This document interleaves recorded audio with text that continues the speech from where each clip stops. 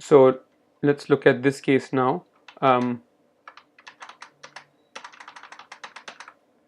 So this is a case of an older gentleman in his 50s with shoulder pain, and when we start looking at this, we look for bone marrow edema, and what we see is that the only area of bone marrow edema really is in the greater tuberosity.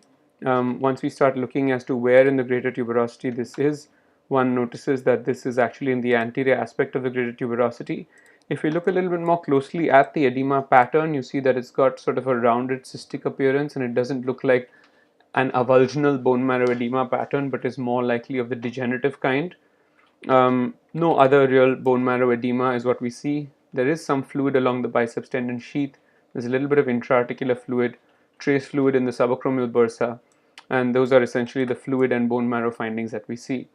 Once we start looking at the supraspinatus, what you see over here is, if we again look and compare with the fibers on the sagittal images, you can follow the supraspinatus anteroposteriorly as it comes down here, and what you can see over here is that the tendon has some increased signal, but as it approaches the footprint here, you can see an area that's approximately 0.5 centimeters in length, where you can see a clear discrete fluid signal intensity like you can see over here, and this is a small little non-retracted footprint tear that's involving primarily the anterior fibers of the supraspinatus, and you can see here this is the supraspinatus as it comes forward, and it is involving the undersurface of the far anterior fibers.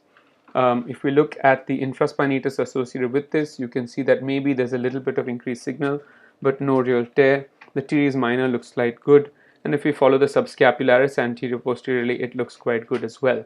So as far as the supraspinatus goes, we see some signal abnormality within the tuberosity, and we see a small little footprint tear. Moving on from that, we look at the muscle mass itself, and what you notice over here is that there is a little bit of fat along the myotendinous junction of the infraspinatus as well as the supraspinatus, and this would be a sign of some muscle volume loss involving both these muscles.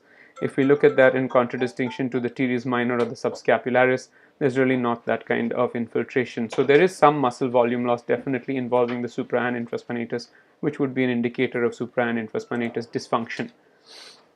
Moving on from that, the next structure that we go on to look at is the biceps, and if we look here on the axial images, we can see the long head of the biceps is in the bicipital groove. There is some fluid along the biceps tendon sheath, but it's mild. We don't really lose too much, we don't really bother that much with that volume of fluid usually, unless something else comes up. We look at the biceps here as it is coming across the pulley and entering the intra-articular portion and then going to the humeral attachment, and what you see is a little bit of edema over here, a little bit of high signal, and you can see around it there is some rotator interval scarring or edema. And if we look here at the fat suppressed images, we will see that that area of edema or scarring is actually in keeping with an area where there is sort of significant edema over there. So there is definitely rotator interval scarring or edema, no biceps subluxation, and otherwise the biceps looks good with maybe a little bit of intrasubstance high signal inside it. Let's move on from there into the labrum. If we look here at the anterior labrum here, we look at first start by looking at maybe the superiormost aspect of the labrum, and you can see there's a slender linear fluid signal intensity in the superiormost aspect of the labrum. As we go further down, you can see that this does exist here as well. And if we look on the axial images, it may be harder to perceive, but there is some fraying of the posterior superior labrum here. So this is a small posterior superior labral lesion. If we look at the anterior labrum, you can see that there is not really a great anterior labrum here. What you see here is this thickened dark structure here. As you follow it down, it blends with what becomes the middle glenohumeral ligament, and this is essentially a thickened middle glenohumeral ligament with an absent anterior superior labrum, something known as a Buford complex. As we come further down, the anterior inferior labrum looks good, and the posterior inferior labrum looks good as well. So that takes care of our labrum. What we've seen is a Buford complex and a small tear of the posterior superior labrum. If we wanted to quantify where to where this tear extends, what I like to do sometimes is just go on the transaxial images, go up to where I think the tear starts, so it's about 12 o'clock. So you can actually do this in an interesting way. You start here with the coronal images. As you come to these, you can see that this is where the small cleft or the defect is within the labrum. You can see it here along the undersurface of the labrum here, and you can look on the axial images and you mark the spot here, and you can look at the coronal images and you can mark the spot here. So this is sort of where you would say that the labral tear starts.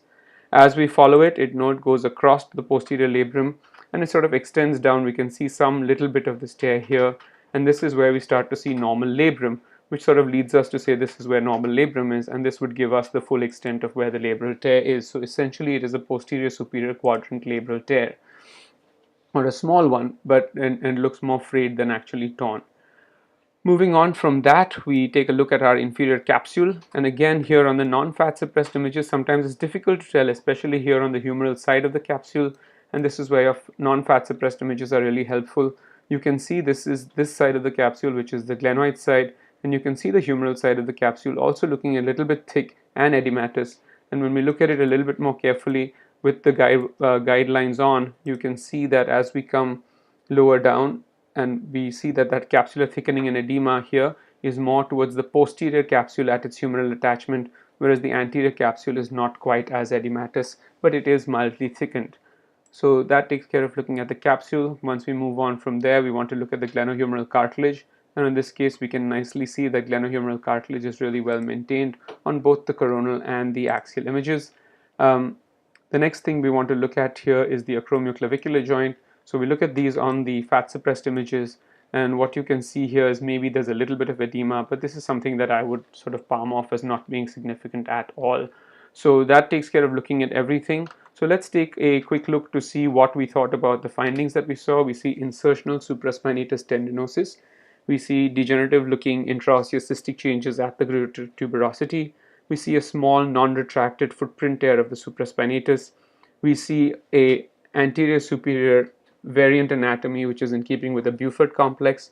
We see a focal superior labral undersurface defect that extends into the posterior superior quadrant. We see rotator interval scarring and edema, and we see inferior capsular thickening with edema. This is a 59-year-old male, so this is in keeping with insertional supraspinatus tendinosis with associated intraosseous cystic change at the humeral attachment, a small footprint tear without retraction, mild subacromial bursitis, a little bit of muscle volume loss, which I haven't mentioned here, which both involves the supra and infraspinatus, some rotator interval scarring and edema, some inferior capsular thickening, along with posterior inferior edema, and incidental Buford complex. If you notice, I haven't really put too much emphasis on the labral tear itself. This is a 59-year-old male, and normally at this age, we don't really get too worried about the aspect of the labrum. Of course, we mention it, but it becomes a secondary finding that we mention. And then there's questionable early acromioclavicular arthrosis. So in conclusion, this would be an insertional supraspinatus tendinosis with intraosseous cystic changes at the enthesis. It is important to expand on what the degree of intraosseous cystic changes are and the extent, because if someone is going to do a repair, then that bone can be quite subject to not being good enough to put an anchor in, and then the surgeon may need to medialize or lateralize the procedure. We also see a small non-retracted footprint tear. It's important to give the measurements of those.